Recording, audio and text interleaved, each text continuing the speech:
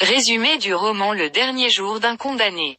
Le dernier jour d'un condamné est un roman écrit par Victor Hugo et publié en 1829. L'histoire est centrée sur le personnage principal, un homme anonyme condamné à mort, qui raconte ses dernières pensées et émotions dans un journal intime. Le roman se déroule à une époque où la peine de mort était monnaie courante. Le protagoniste est emprisonné et attend son exécution imminente. À travers son journal, il exprime ses sentiments de désespoir, de peur et d'angoisse face à sa situation.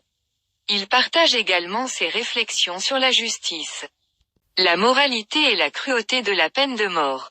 Le condamné revient sur les événements de sa vie qui l'ont conduit à sa condamnation, mais il ne donne pas de détails précis sur son crime. Il soulève des questions sur la société, la responsabilité, la rédemption et la nature humaine. Il remet en question la légitimité de la peine de mort et fait appel à la compassion et à l'empathie des lecteurs. Tout au long du récit, le condamné se débat avec ses émotions contradictoires. Il alterne entre l'espoir d'un sursis ou d'une commutation de peine et le désespoir face à sa destinée inévitable. Il décrit également les conditions de vie éprouvantes en prison et les souffrances mentales et physiques qu'il endure.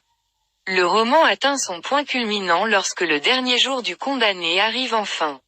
C'est à ce moment-là que le protagoniste partage ses dernières pensées et réflexions sur la vie, la mort et la société.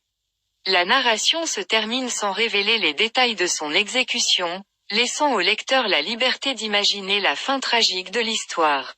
Le dernier jour d'un condamné est un roman profondément émouvant qui aborde des thèmes universels tels que la justice, l'humanité et la compassion. Il nous pousse à réfléchir sur les conséquences de nos actes, ainsi que sur la peine de mort en tant que pratique morale et sociale. Les personnages principaux du roman sont 1. Le narrateur, c'est le personnage principal du roman et il est également le narrateur de l'histoire. Il est un homme condamné à mort pour un crime qu'il n'a pas commis. 2. Le geôlier, c'est le gardien de la prison où se trouve le narrateur. Il est un personnage secondaire mais important dans l'histoire car il est le seul contact que le narrateur a avec le monde extérieur.